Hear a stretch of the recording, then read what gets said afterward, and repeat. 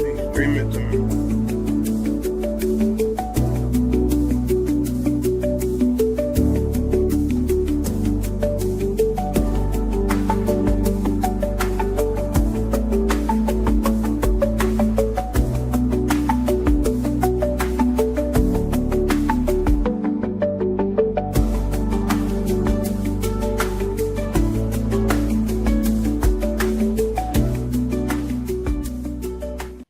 And welcome to Rock and Recovery with your host, me. And I've got a special guest, Wild Willie. He is a music promoter and producer, and he's here to tell his story and share how he stays sober and his hope. So go ahead, Wild Willie. Why don't you introduce yourself and tell everybody said hi and whatever else. Well, my name's Willie. I'm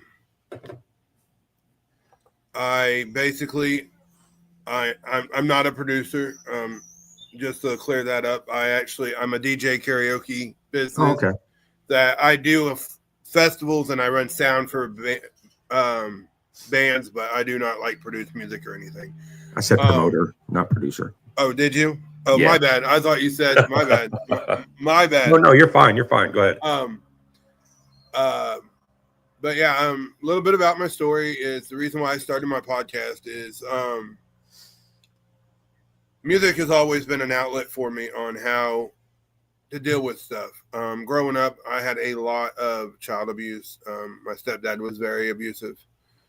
So as you can imagine, going through that, it deals with a lot of anger and all the garbage that would come with it. So I discovered football at an early age, and that introduced me to music because, the coming out songs. And, well, then I was like, man, I love how this song made me feel. So then it took me down a rabbit hole. And, of course, I've been drinking since I was probably 10 years old. I started drinking at 10 years old, because at that day and age, it was easier to get alcohol for minors than it is nowadays. So my struggle, started off, my biological father wasn't in the picture. My earliest memory of him was he threw glass through one of them red mason bricks through a window, and I spent hours getting glass dug out of my knee. And his excuse was he was drunk, so it didn't count. So that was I think I was 3 when that happened. So only memory I really have of my dad. So that opened a whole lot of wounds, and I was able, and of course, as you know, with recovery, that sends you into a very dark road. Yeah, once you get in your head. Yeah, and then my stepdad my mom died with my stepdad. Things were great for a little bit, and then he just overnight, I was treated like the redheaded stepchild, even though I wasn't redheaded. So there was things I dealt with as a kid that caused other issues, like, and it was able to help me along the way. Music has ultimately been that saving grace for me. And as a DJ and doing the sound side of it, I see a lot of artists that don't necessarily believe in themselves. And that's why 2 issues are really important to me on my show is that music is therapy for someone going through depression, anxiety, PTSD, whatever the mental health is, and overcoming the bullcrap we face from day-to-day life. And then the other reason was I wanted to give artists and people, not just artists, but people starting a new career or that don't believe in themselves, give them a reason to believe in themselves and somewhere to go that show people like you and myself that we put our pants on the same way everyone else does, one leg at a time, and it just show realness of it. I don't ever edit any episodes. I am a single parent to an amazing 3-year-old little girl, and I have episodes where she comes on, and I make sure I never let her on the screen, but she comes on and you can hear her and say, "Daddy, I love you. Daddy, I love you." and I'll say I love you too. And I never edit any of that out. And my reason is I like the rawness of it. The off this, I can't say the word. Authenticity. Yes, thank you. Of it, because it shows people that no matter where you're at in your walk or in your career, that you're going to overcome things and you're going to have obstacles to overcome. And it's just never overcoming them obstacles. You know, about 2 to 3 years ago, I went through a divorce. And, you know, it wasn't a very good time for me. I was drinking all the time again. I had quit drinking for a while and then went through my divorce, and the mental that played on me. Never quit DJing through it all. Music was there the whole time, but I was at more in bars then, so it was just constant. And then I'm like, oh, one drink ain't gonna hurt. Well, you know, not to sound cliche and like the country song, but if I had one, I've had 13, you know? Right. So it killed me. And like, I had to eventually pull my business out of the bar, because when I started my business, I never intended it to be just in the bar. I wanted it to be what it is becoming today. So it took me hitting rock bottom, because, you know, coming out of marriage that I knew we had our issues, but we were very toxic for each other. But the day before she left, she was telling me, this is where I need to be. This is home. And then the next day I find out that I wasn't the only one she was talking to. We were married. Oh, yeah. We were married for 10 years. So it wrecked me.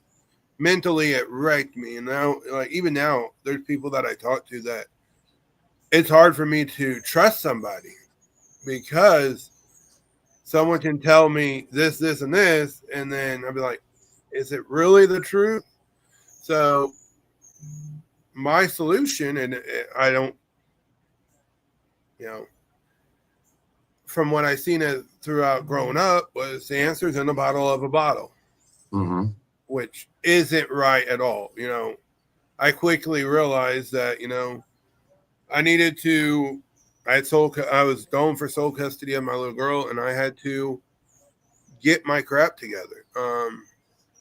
So I quickly changed gears, and I don't push religion on anybody, but I found religion, and I found a real relationship with Jesus. And between music and that, it has helped me become who I am today. You know, them songs, like, I've always loved the song "What Hurts the Most" by Rascal Flatts.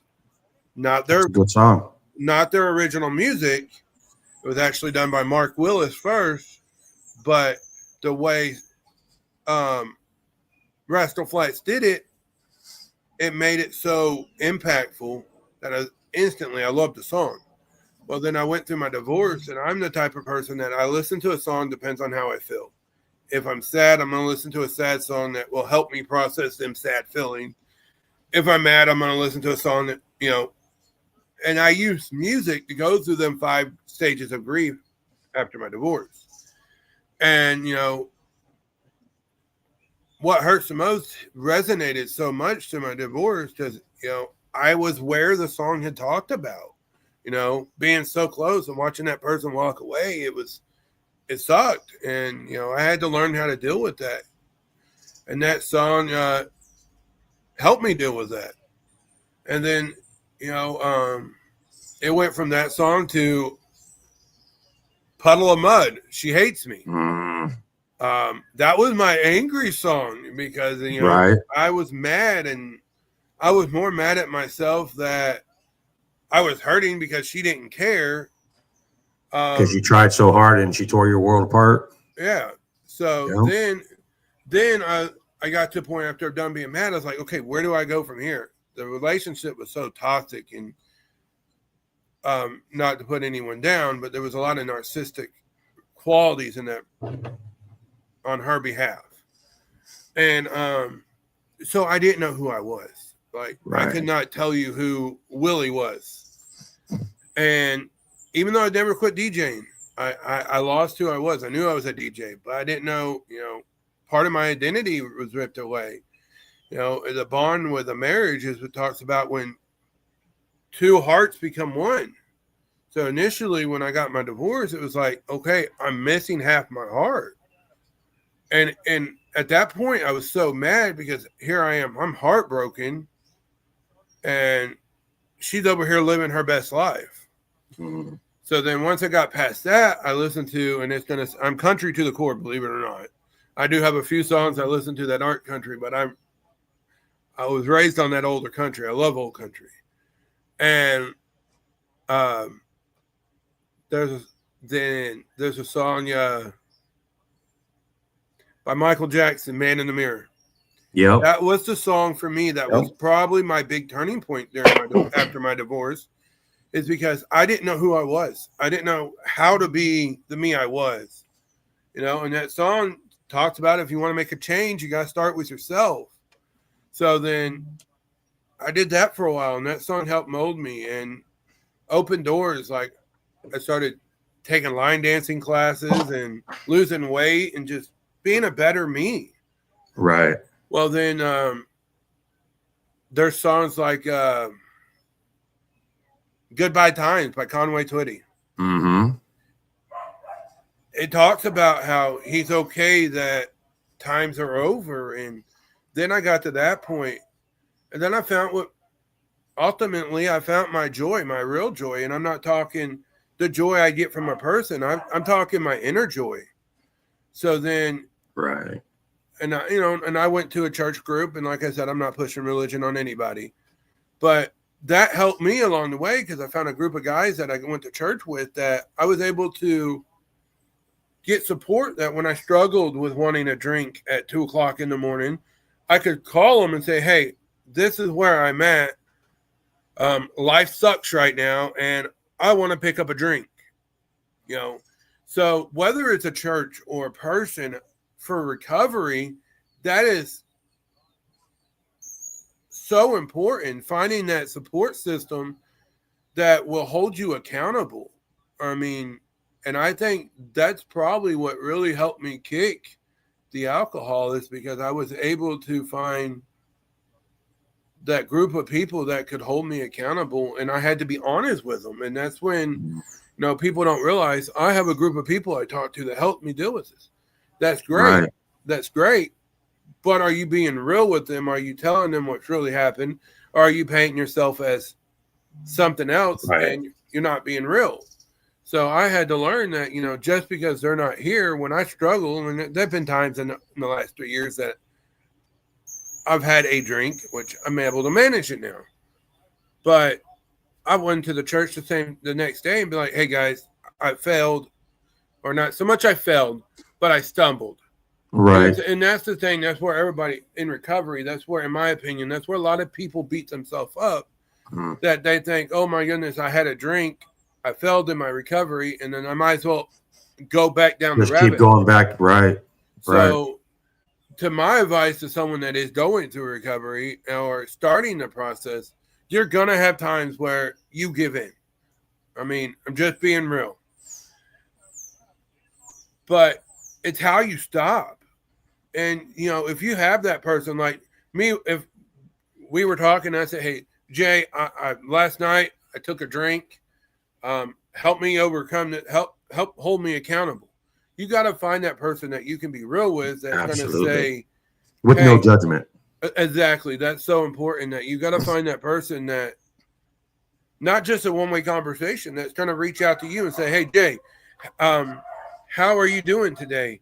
What are your struggles? So, and I think all that goes back to music, and music can be a tool, and it also can be a hindrance, because there's a lot of songs out there that talks about drinking doing drugs. My baby goodbye. Right. There's a lot of songs out there, but there's a lot of songs out there that talks about why they can't drink, and I mentioned it earlier. If I had one, I had 13. He talks about why he can't drink. Yeah. And there's songs that talks about losing things because they drink. So if you are struggling with alcohol or addiction, I won't just say alcohol, because addiction in itself, and it can be things like not just a substance, drugs, alcohol. People pleasing. People don't think about that, but people pleasing is an addiction. Absolutely, it is. Codependency, people pleasing. If nobody knows what addiction is, put your phone down for 24 hours and see what type of struggles it is for you to pick it up. Oh yeah. Honestly, and that just goes to, we got to have strict boundaries. Boundaries, I can't talk about boundaries enough throughout addiction recovery, just feeling better about yourself. Boundaries is always going to be the key issue, because if all of our boundaries were firm, we wouldn't be having to struggle with what we're going through. Exactly. And society has put that, especially on the mental health side of it. And I think that's a big reason why people drink too. It's because society has put us this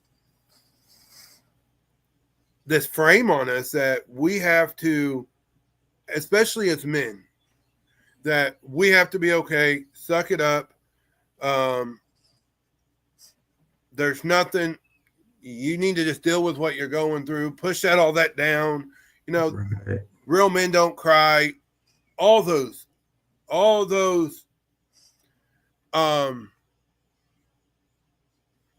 ideals, right, that are garbage, in my opinion.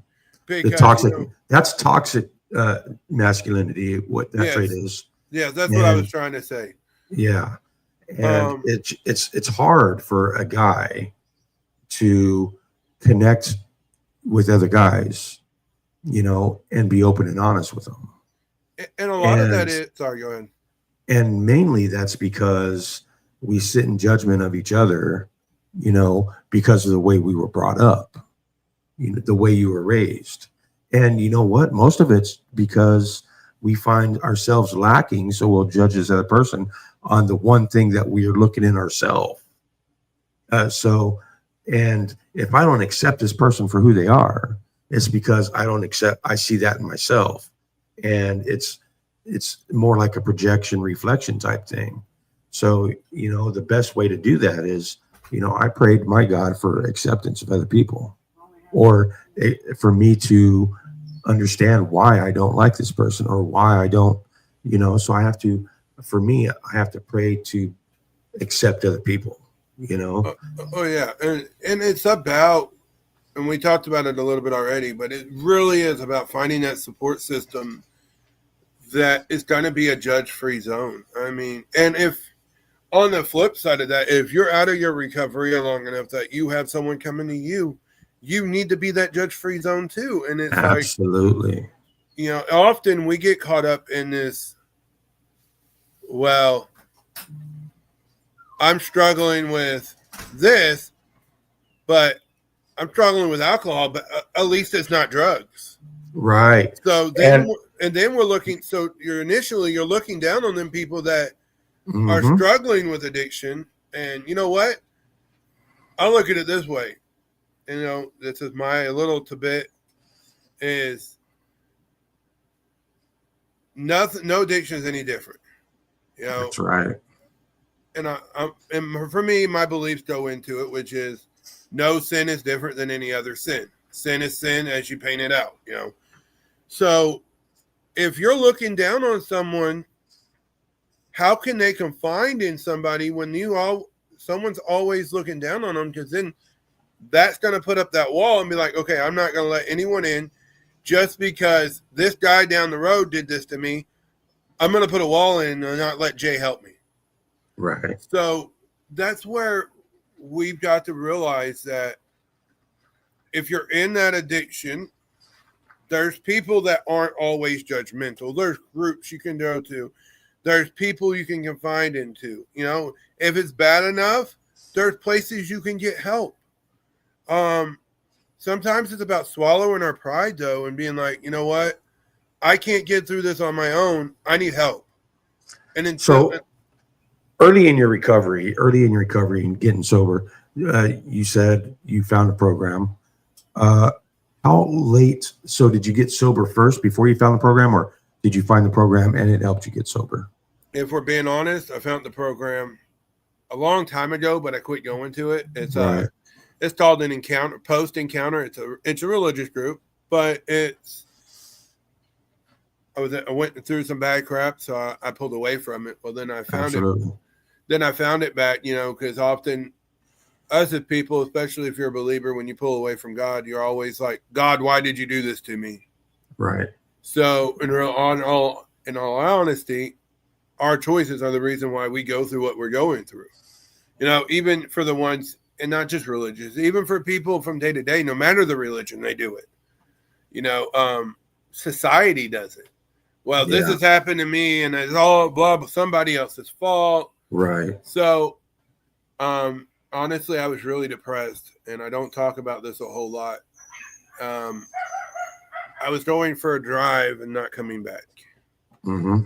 And my addiction had gotten that bad. And I was like, well, I happened to be driving by the place where this group was meeting. And I said, you know what? And I seen a guy I've known for a long time that I trusted wholeheartedly, standing outside the church. And I was like, it was like a light went off above his head. And I was like, I pulled in there. No reason. And then it's just, that started it. Right. Connecting with real people about real issues, and there's different programs, if you're not religious, there's the AA, there's stuff out there.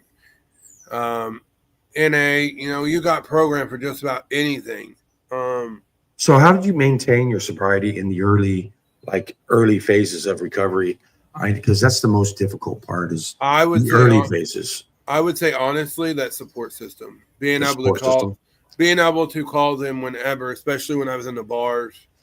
And I quickly realized that I had to get out of the bars for a while, and I did for about a year and a half. I completely pulled my DJ business out of the bar. And I was just going to ask you, how did that work? Being basically right there, working with your addiction all the time. Well, it was right there. It was really hard. And finally, I was like, I had it out with the bar that I did, because for a long time I did it for free, and then they started paying me, and then they wanted to tell me how to do my show, and I was like, it was good when you didn't pay me, but now that you're paying me, you want to control my show, right? And I had a lot of problems with that. So I believe it's a God thing, and like I said, I'm not trying to force religion. And no, my higher power is Jesus Christ. I'm not scared to say it. Okay. Well, I know. I just didn't know how your audience was. So, like I said, no. If they don't like it, they don't have to be my audience. Right on. But I found that it's a God thing. Like I kept saying, I'm going to pull my business out of the bar. It's what I need to do for my recovery at the moment. Well, I never would. Well, then we had a disagreement, and they brought my daughter into it and talked about how I wasn't a very good dad. And it was just really rude. And they brought personal into business. So I was like, well, you know what? If y'all really feel this way, at times Backwood Production parts ways. Right. So I went in, pulled all my equipment out of the bar, and because I was leaving it from week to week, and they were paying me X amount of dollars a week, but I was doing 3 or 4 things during the week. So it really wasn't making that much money, but it was getting my business out there. So I was exchanging one for the other. Right. So when that happened, I completely pulled the switch. I dropped my membership because it was at a members bar. Because I had to be a member to do the DJing. So at that point, I was like, all right, I'm done. I pulled my membership. And my recovery got a whole lot easier I think that was like month 6, between 4 or 6 months, somewhere around in there. Did you have to change your people, places, and things, the friends that you had, and what you did, form new habits? Oh, yes. How'd that work? It was really hard because, like, for me, it's always gone hand in hand. When I was DJing, I was drinking. So I had to learn that it's okay to go to lemonade, because during this I was cutting out soda too. So not only because for me, that was another thing I was addicted to. I was addicted to the caffeine in a soda. So I knew that in my recovery, I had to cut out alcohol and I had to cut out soda because I was quitting drinking. So I was drinking more soda. So then and often the times with addiction, people do that. I quit drinking, but I'm smoking 2 packs of cigarettes a day. Right. But anyway, naturally it just flocked. Like my family drinks, they're hardcore drinkers. But they've noticed, and that's the thing is they respect boundaries, and we hit on that earlier, you got to have them hard boundaries, and we got a lot of people says it's white, it's black, it's gray. No, you need to basically get rid of the gray and do hard boundaries. Right. It's black or white. There is no gray. It's black or white. Yeah. So and it's gotta be. Especially with recovery. You've got to be able to cut that out and be like, you know what? Because you're not going to get anywhere if you do not make them boundaries. And for me, I had to quit for a while. I had to quit hanging out with certain family because of the drinking, and I knew I wouldn't be strong enough to, and not to say my family brings me down. I'm not trying to say that, and they're actually very supportive in everything I do. Yeah, you can't be around them when you're drinking all the time. But I had to stop for a while, and now they're gotten to where they respect it, and they try not to do it around me. If they do, it's very seldom. Right. But a guy told me one time, and I'm probably a mess to saying up, but there's family that you're going to have to love from afar. Oh yeah, you can definitely love them from afar, and that's the best thing about it. So in a recovery, that is probably more true than anyway, especially if you got family that like mine that drink like sailors and cusses like sailors. And, I had to distance myself from all that because, I knew that if I left myself in that environment, my recovery wouldn't happen. Yeah. And that is one of the hardest things to do. But I didn't remove one support system because my family was amazing through my divorce. They helped me and supported me. So I kept that support, and I had them on the phone where, hey, if I was struggling, I could talk to them. But I found another support system that I could hang out with on a day-to-day basis or even interact with on a day-to-day basis that was more encouraging for my recovery, because people were like, my family was like, well, one ain't going to hurt you. One ain't going to hurt you. So when did you realize that music wasn't only just nice to listen to, but it was actually helping you heal? I realized that at a very early age. I really did. I was, I think, 11. My stepdad put me through the wall of a trailer, and I was angry. And I went over to a friend's house, and the music they had on was helping me feel better. And then that kind of got me into music a little bit, but then I hit on it earlier. Then football, the come out songs, they got me in a little deeper. And then, as a DJ, it really all kind of resonated the power I could have with DJing and the music when I started my karaoke business and my DJing business, because you could see it. And there's songs you can play, like a go-to dance song in this area is the Cha-Cha Slide and the Cupid Shuffle. There's songs that get people engaged. Right. And you got two type of people in that scenario. You got the people that are up dancing and laughing and having fun, or you got the people smiling and laughing at the people dancing. So that's when, and then you could see them people that would, prior to them songs, that was coming in and they had 10,000 pounds on their back and the weight of the world was up there, and you could see it on their face, and then you'd be playing them songs, and by the time them songs were over, they're smiling and interacting with people.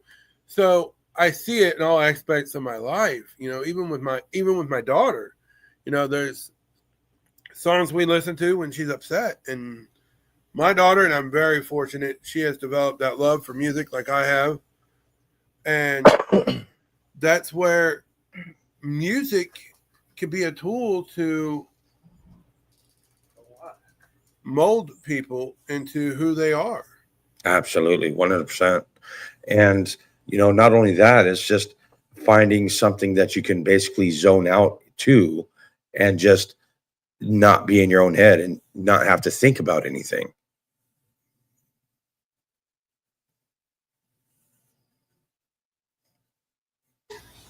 Sorry, I was being talked to. You're good. But yeah, so basically, there's times where in my recovery, I wish my family would have been there.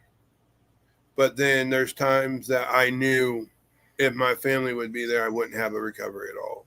So do you still get triggered by anything, and do you recognize your triggers and just stay away from them? I would like to say I don't get triggered. I would love to say that I'm one of those after as long as I've been doing it that I don't get triggered. But honestly, I'm back in the bars, and honestly, I don't get triggered there at all. It's more when I deal with my ex-wife. My ex-wife is a big trigger. Yeah. Because she's very narcissistic and she manipulates the situation. So there's a lot of issues there that I deal with. And, I've had to, for my mental health, when I went through my divorce, I named a mediator that I'm able to, when things get too hectic, and she's a family friend, though, when things get too hectic, I can pull back from the conversation now. And she keeps me in the loop of what's going on, and she doesn't agree to anything without talking to me. So some relationships like my ex-wife is definitely a trigger. And how do you go through those triggers? I know you're probably very aware of your triggers, like most people in recovery are. How do you deal with those when you have to? How do you deal with it? I still use that same support group. I mean, I have their phone numbers, and now it's not at 2:00 in the morning, mate. Now it's earlier in the day because, but I'm able to reach out and, that support system. And honestly, music was important, but I think my support system was even more because, you think of a school of fish. If one fish goes off, they're going to get attacked. Whereas if that school of fish is together, they're less likely to get attacked. Right. So, it's the whole, that community, yes. The community and connection. Opposite of addiction is connection. And when we do start connecting and forming outside of addiction relationships, whether that's friendship or just knowing somebody and being able to trust them and open up to them, that's a bigger bond than anything else. That trust that we get back and that we can give and have in others is what, everybody in recovery needs, is that those people that you can trust. Yeah. I mean, and we hit on it earlier, and I'm just going to keep going to it. I go back to it, and I'm sorry, but you've got to find them people that don't judge you. Absolutely. Your addiction will not get better until you can kick the addiction and the people pleasing. Honestly, people pleasing is an issue, and as an addict, because you're never not an addict. I'm sorry, that struggle is always going to be there, in my opinion. There's going to be things that triggers you 20 years down the road. And I'm sure you can relate to that. There's things that sometimes still triggers, whether you mean it or not, so, and maybe I'm early in it this time, but,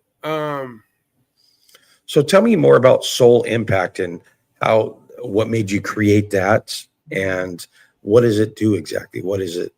Well, Soul Impact, that's my life lessons, really.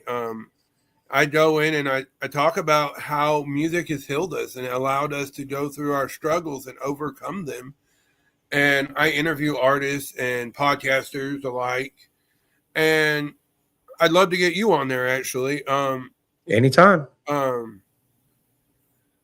I interview them and I talk about how, for an artist, I will talk to them about how writing their music has helped heal them, and talk about the songs that have impacted them. And, I have them conversations that are real, that necessarily people really don't want to have, because Yes. they idolize people in the entertainment world. And I'm going to say it that way because artists, podcasters, painters, whoever they are, they're in the entertainment bubble. And people almost idolize them, or not almost do. They do. I think of Morgan Wallen, when all that happened and he threw the window through the bar. So many people were like, I'm done with him. He did this, and, I'm done with him. He's nothing. I don't. And there's people that burnt his CDs and deleted their music out of the computer. You know what? He's human. People are going to mess up. But, my big thing is, the music side of it and the healing it came from it, for my PTSD and all the stuff I dealt with, but also seeing artists, and I hit on this a little bit earlier, seeing artists that struggle with believing in themselves when they're on stage, whether they have one bad performance or whatever. I want Soul Impact. I don't want it just to be a podcast. I mean, I love that it's a podcast. Actually, I've only had it for 4 months, but I'm already, and I put new episodes out every Thursday, but I pre-record everything. I don't go live like you do. I pre-record everything because I like having a little bit more control of where things go. Absolutely. So I got almost 40 episodes recorded. Now that's dedication and a lot of time. It's just not jumping in front of a computer screen and I'm going to do a podcast. Right. And there may be people that can do it that way, but not me. I've been podcasting since I want to say August, and I've gotten so far. This will be episode 50, I think. Well, you're definitely a little further than me. But I'm further along in my opinion, I'm further along in the editing and the part of that. Oh yeah, making my I don't video. do that. Well, I don't edit the videos per se, but I'm able, in StreamYard's amazing. You got to shout out StreamYard because the functions they have. You could put an intro video in here. You can do anything. I'm still learning all that. Dude, get up with me. I don't mind helping. I mean, that's what we got to do. Absolutely. Helping each other out. And we talked a little bit about that beforehand. Community's got to rally together. And people think community is where you live. Yes, that is your community. But what you are involved in is your community as well. For me, I'm involved in music and the podcasting. And so that's my community. And a little bit into the recovery, because I do talk about that in some of mine. So them stuff that you are involved in, that's your community. So if you take that community and you just like, that community ain't important, what are you standing for? Very true. So, and not to get, I quote a lot of songs because I like music and I like quotes, but you got to stand for something. Or you'll fall for anything. Exactly. That's where it's going. But, honestly, part of my addiction came from regrets and stuff I dealt with in the past. I wasn't happy at how I dealt with things. Right. So I had to learn early in my recovery. I went to church and a preacher told me one time, he's like, have you ever noticed the windshield is bigger than the rearview mirror? That's for a reason. I was like, yes, I have. And he said, well, that's because it's more important about where you're going than where you've been. So I've had to learn that. The biggest thing for me is being able to live present, like clear-headed present today. And when I say live today, I don't mean just be alive. I don't mean just being here today because that's the only place I can be. I mean, being clear-headed, level-headed enough that I only worry about what's going on right now. Yeah, see, that's what I had to learn too, is one moment at a time. Right. And that has even changed the way I parent. Like, I used to tell my daughter, and I'm not proud of this, I'll get down there with you in a minute. I'll get down there with a minute. Well, that minute would never come. And, a little bit more about my story is, through my drinking, I've lost my older kids, and there was a family member. I get to see them, but I had to deal with that. That was a big reason why I drank, Yeah. I was so focused on not becoming that angry parent and not becoming the relationship my mom and stepdad had where they argued and they fought all the time. And then I married that. And I'm not blaming her. We both had our issues in the marriage. And honestly, I thank the good Lord that he delivered me out of that. But sometimes when we get so focused on not doing something, it trips us up more than it helps us. Absolutely. So, I 100% agree with that. My thing is, and this is what I had to learn, is not worry about not drinking. Live in the moments, like you were saying, and the breathing exercises. There's so many things I learned, and like now, if I get triggered, there's this thing 5, 4, 3, 2, 1. Mm-hmm. I don't know. Or wait. What was I thinking, or what am I thinking? Yeah. There's halt. Hungry, angry, lonely, tired. Yeah. I mean, so there's so many things tools that you have out there that in recovery, and not just in recovery, if you're struggling with mental health, and I'm a big advocate for mental health, but there's so many tools. I mean, you could get on YouTube and look up, how can I give me coping skills to deal with X, Y, and Z. And you don't even have to get on YouTube. You could put it in a Google search bar. Yeah. I mean, tools nowadays are so much easier to come by than they were even when I was a kid and I started my addiction. But at the same time, it can hinder too, because there's so many people going live on TikTok, slamming the beers back. There's times where I had to hurry up and quickly stroll out of lives, because TikTok lives, because I knew watching that was going to trigger me. That's where I started, honestly. So I started my whole podcast journey on TikTok as a creator. I had a very big community, and with that, you get the bad people also. And I got tired of the bad. I got tired of the psycho. I got tired of the fake, so I literally deactivated my TikTok account. Once in a while, I'll reactivate it and go post something mainly about my podcast, but then I'll deactivate it again, just so I don't feed into the negativity. Oh, yeah, because it's so easy, especially when you're scrolling. The algorithm with TikToks are almost a little messed up, because you can have them happy videos. The next thing you know, you come across a video that's going to put you so far in your feeling that it's going to bring back. But I'm not on TikTok that much. I do have TikTok, but now I mainly use it for Soul Impact. I upload all my reels to TikTok. So, I mean, there's going to be points where you're going to have to, not to sound harsh, but there's going to be there times where you have to make the decisions to cut people out of your life and cut things out. And it's going to be one of the hardest decisions you've had to make. Absolutely. But do you value having people in your life, or do you value your recovery? Very true. Very true. Do you want to be a better you? And this is what, you got to find your reason why. My why is I want to be the best person I can be for my daughter. I want to be the best dad and provider and protector for my daughter. That's why I do this.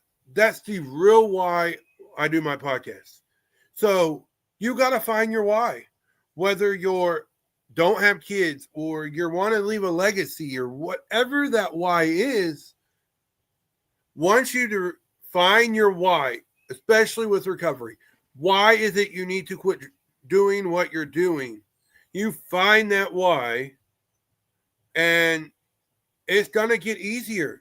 It's going to be able to where you don't struggle as much, and you know, there'll be days where you struggle, but Oh yeah. there's I going to mean, be it's not people in recovery have a tendency to compare our lowlights.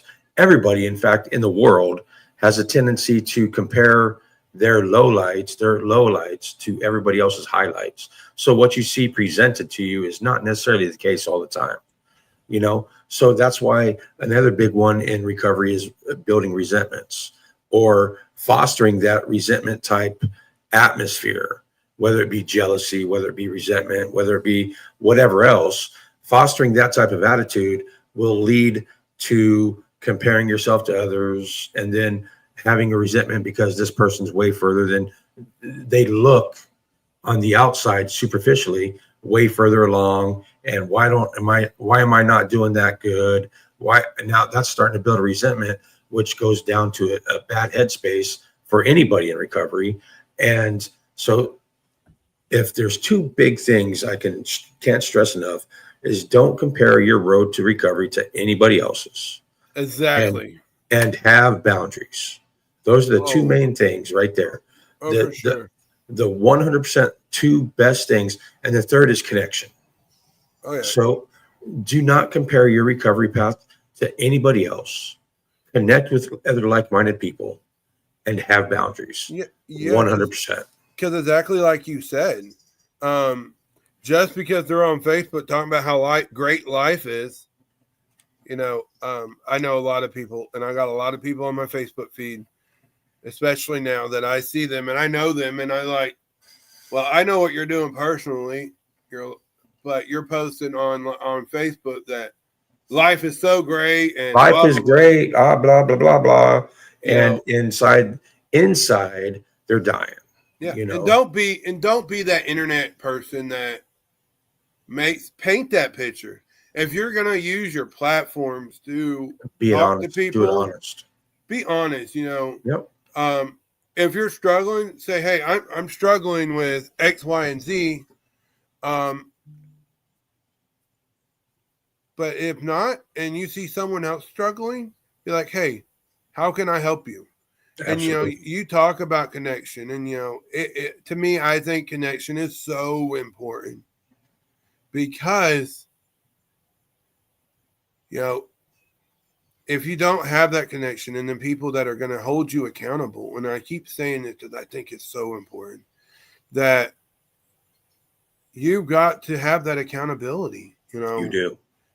I know I did. I quit drinking before, but I did it on my own. I didn't do it with a group. I did it on my own. I was good for a while. Well, then I didn't have anyone to hold me accountable.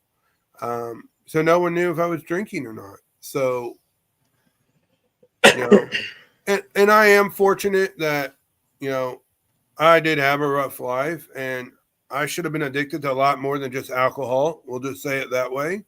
And I am fortunate enough that I didn't have multiple addictions to kick when I should have.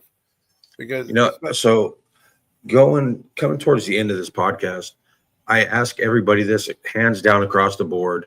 What's one thing you want anybody listening, whether they're struggling with alcohol or drugs, they're thinking about getting sober, they're potentially, they've got that sober curious attitude.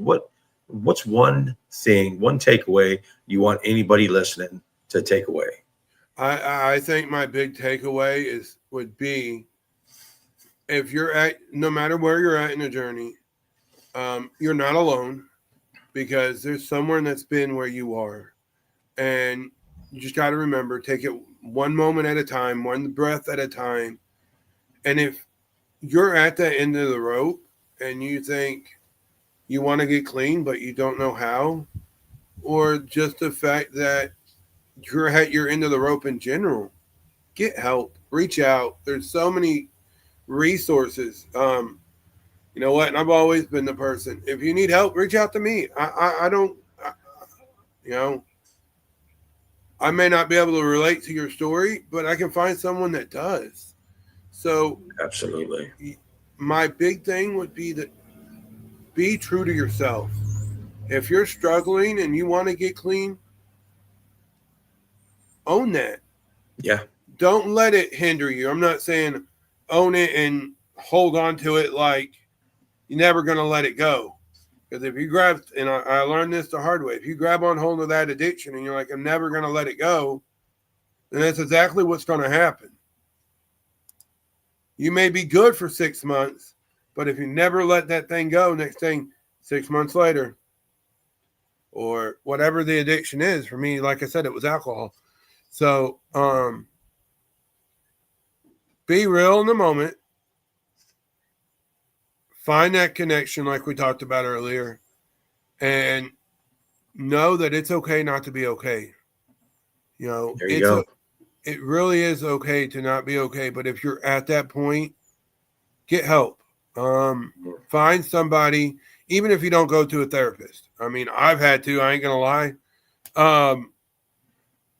But it's made me who I am. Now, you don't have to go to a therapist. There can be someone you trust and you can confide in that will be that person you can talk to and bounce back. And that's amazing. But just remember, you're not alone. People have been where you are. And if you're really at the end of the rope, society don't tell us enough, but you are loved and you are not alone. That's right. You are enough. You're loved. We're proud of you. And you're never going to be alone. You're never, unless you choose to be, you don't have to be alone.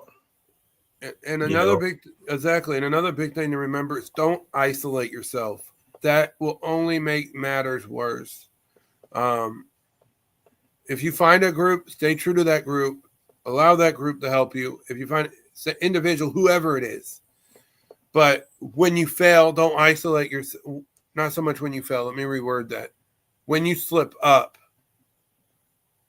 don't isolate yourself. Get back into that shame circle. Yeah, don't isolate yourself because you slipped up. Make sure you're genuine with them connections and say, like, you know, I'm using you because we're talking right now, but hey, Jay, I slipped up and I had a drink last night.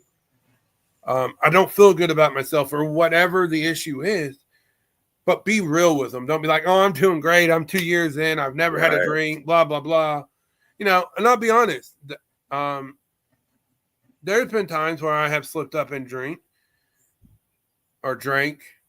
but I still consider my recovery longer than from that sip. Absolutely. Because I would say I've been doing it for about 2 years.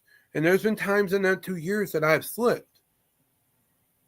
And you can slip and not hinder your recovery, but it's when you go down that rabbit hole. It's when you don't recognize it. You don't hold yourself accountable. It's when you don't recognize the downward trend, or even when you start thinking about it constantly, you're thinking about it, always thinking about it, and it happens.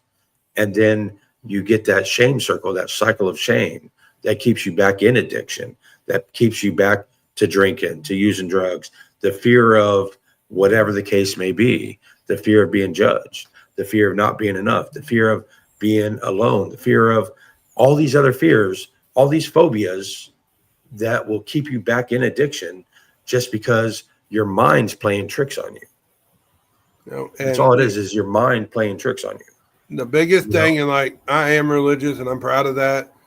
There's a song out there, and I don't remember where it sings it or even the name of the song, but it talks about letting go and let God do his thing. You know, let go, let God. Yeah.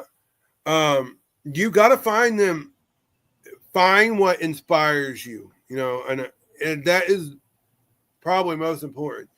But I also learned too, don't do it. And I'm not saying this is going to sound horrible. Don't do it if you're just doing it to please somebody and save something.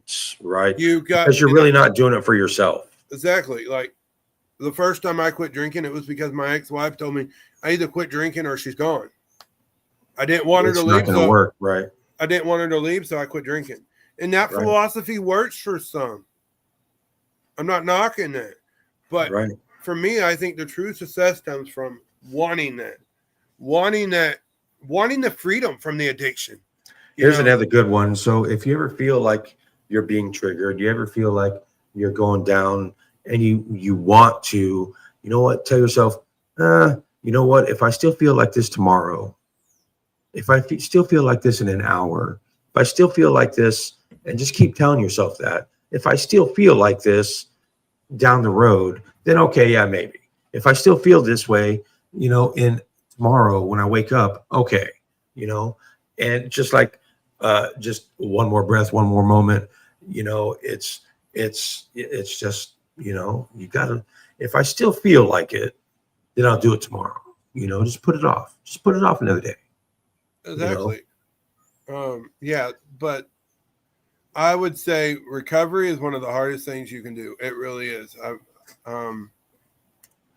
But nothing in life worth having is easy. It all depends on how bad you want that. Do you want to be that person that, and I've learned that you can be the same person and have the same energy that you've had when you're drinking. For me, absolutely, when I drank, that's where Wild Willie come from, because he never knew what I was going to say or do. Gotcha. Then I learned through my recovery that, you know what, I can bring that same energy, and I can now hang out with family that drink, and I don't touch a drink all night because I'm able to bring that persona of Wild Willie into the situation without drinking. You just, right. And you can be the same vibrant person you were when you drink, but you got to be able to heal the self so you are that carefree person that you are when you drink. And that's what people don't realize is they drink. And a lot of times there's a real reason why behind the drinking. And you got to dig deep and find out what pushes you to drink or whatever their addiction is. I keep saying drinking because that was it's all, yeah, that's but fine. For me, my addiction was because how my life sucked and I felt like I wasn't good enough. So I drank, and my addiction was because I needed to deal with that. I think most people start off, so addiction is a side effect of how we're coping with something, whether we're trying to fit in, whether we're trying to forget, or we're trying to forget or fit in, or, whatever the case may be. Addiction's a side effect. And once we start once we're clear-headed enough to deal with what was driving us towards that, it's easier to deal with shit that's coming at you then. Once you pick up the coping skills to cope with what you're going through, it's easier. You can send more at me and I'm able to cope.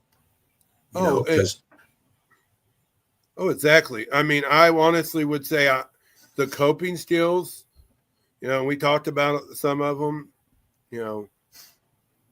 I would not be where I am without coping skills as well. I mean, there's so many factors that goes into recovery, and it's not just you're here for one aspect or this aspect. There's so many different, you think of it as a puzzle. There's going to be different pieces that fit in different places in your recovery that makes a whole picture. Absolutely. 100%. And you got to believe in yourself. There's a saying out, and I can't remember who says it to save my life, but I really do love quotes. And it's one person with a belief is equal to a force of 99 with just an interest. It tells us how powerful it is to really believe in yourself. And there's going to be times where you feel like you're at the end of the rope and you want to give up. Here's another quick, catchy one for you. You win if you don't quit. So, you just got to remember that nothing changes if nothing changes. Right here. Yeah, I was looking at that a minute ago. Yeah, but nothing changes if nothing changes. Exactly. I mean, and you got to be real with yourself. You got to find that issue that you need to deal with. And it's going to be hard, really hard to deal with that issue. And all a winner is a loser that just tried one more time. Exactly. Failure isn't measured by not succeeding at something. Failure is when attempt and learning. Failure is when you don't get back up. Fail, only you can tell yourself that you fail. It's another acronym, first attempt in learning, FAIL. First attempt in learning. I've never heard that one. That is a good one too. But, you just got to be real with yourself, and I would say that it's been all easy and uphill, and it's been a green pasture the whole 9 yards. Oh yeah. And I would call you a liar if you said that, honestly. But, and that's what I'm saying, I could paint that, but I won't. Right. Because, and I am envious of them people that kick it really easy. I am. I have a guy I go to church with that he quit drinking right at the same time as I did, and I know him. We outside of the church, he has not struggled near as bad as I have. And he's like, I lost the urge, and I was like, must be nice because here I am, and fighting the demon daily. Yeah, and that's why I had to learn, when we hit on it earlier, not to compare yourself, because there is going to be people that recovery comes really easy for. But then there's going to be people, especially if you have an addicted personality, which I do. It's one of the hardest things to kick is that addiction, because what is there to be addicted to if there's nothing there? Absolutely. So, you got to find something something healthy to replace your bad habits. To replace that bad habit. I believe it takes 21 days to break a habit. And it's been proven.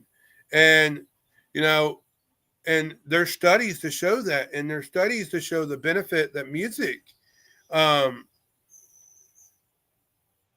there's a Harvard study that was posted back in 2021, and I don't remember the exact study, but it talked about how music can help you overcome the addictions and struggles in your life. And there's science to all of this, but at the same time, you can't rely on something just because it's what helps you. You are going to have to change the music you listen to at some point with your recovery. At least I did. Because absolutely. I could not listen to them songs about drinking and be able to kick it. That's just being real. I mean, I still listen to country. I listen to Christian music. I listen to hip hop. I listen to everything. I'm a DJ. I listen to a wide range of music. But I'm very cautious of what I listen to. There was times where I were DJing and I walked out of the room because I didn't want to hear the song that was on. But I come back before the song was over. That way I could finish doing what I'm doing. Absolutely. Because I knew that song would trigger my addictions. That is a big thing you can do. If you're in your beginning stages of your addiction, or of your recovery, write down a list of things that trigger you. At the top of that list, write excuses. Exactly. Write that list of things that trigger you. Put it in your phone. Technology is a blessing. Put it in your phone. Put it under notes. When you know a new one, put another one. Like in my phone, I've got a list of things in my phone that help me deal with the garbage. And every time I learn something new, I add to it. So, not to say that you're never going to struggle. You're never going to be tempted. Because honestly, you will. But you need to be real with yourself and not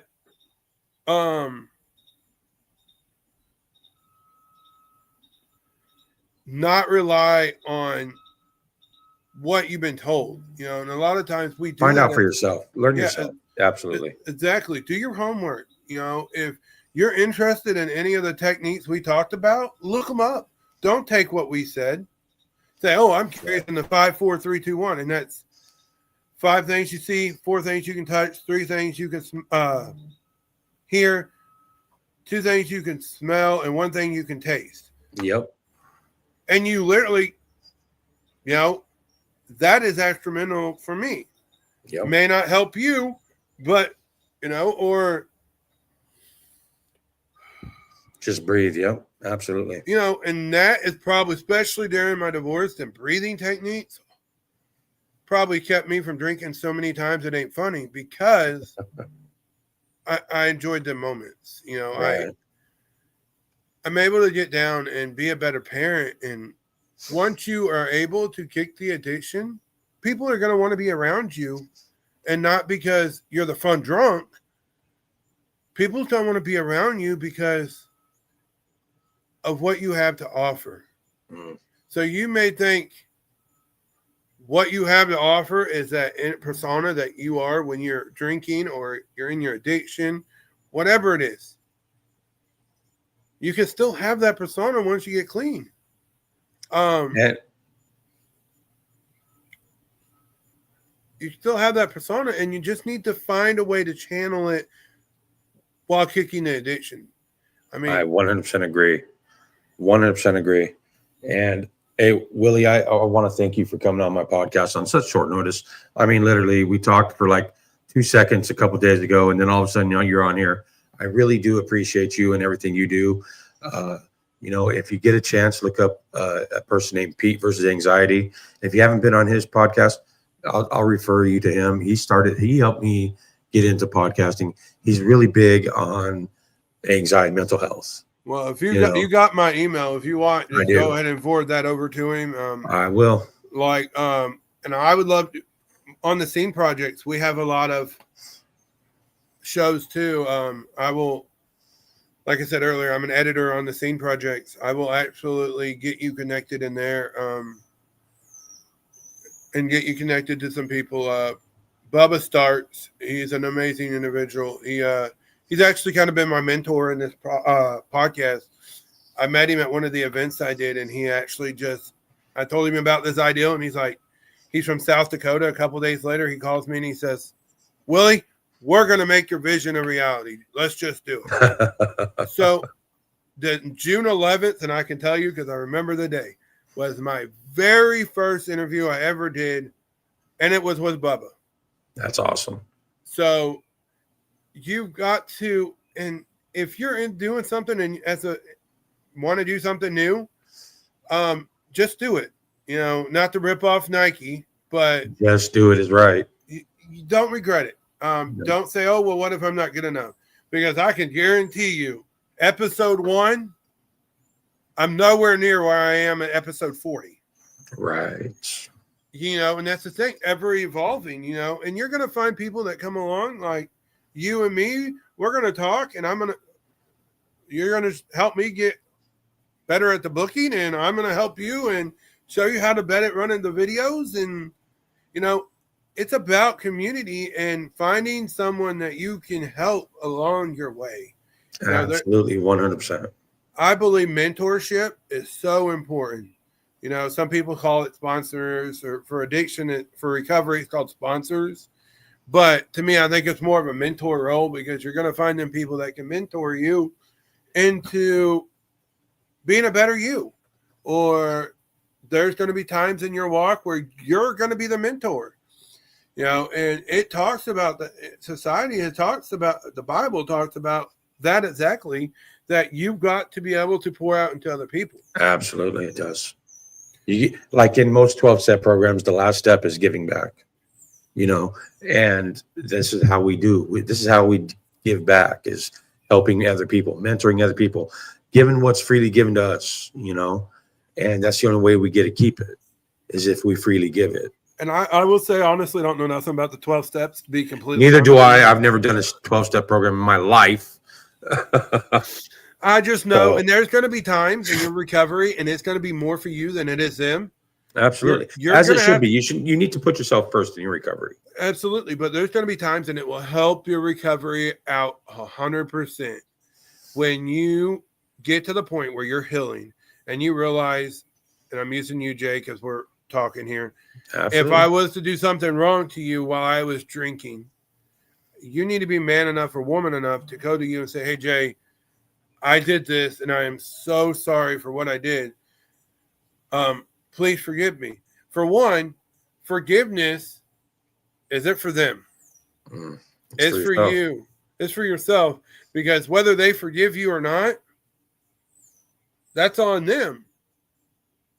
But asking someone for forgiveness or forgiving someone for what they did, that helps you out. That shows you that you are healing and you're becoming a better you. And ultimately, that's the power of recovery, is becoming a better version of yourself. Absolutely. And on that's our podcast for today. I'm glad everybody tuned in. Tune in to next time to Rock and Recovery. Keep rocking your recovery. Thank you, Wild Willie. I want to thank you. And you know what? I can't wait to you have me as a guest, or however what I'm trying to say. You know what I'm trying to say, but exactly. Keep rocking recovery. Until then, I'm Jay. That's Willie. We're fucking in recovery. We can do it. You can too. We recover out loud for a reason, to let everybody else know that they can do it also. And on that, catch you later.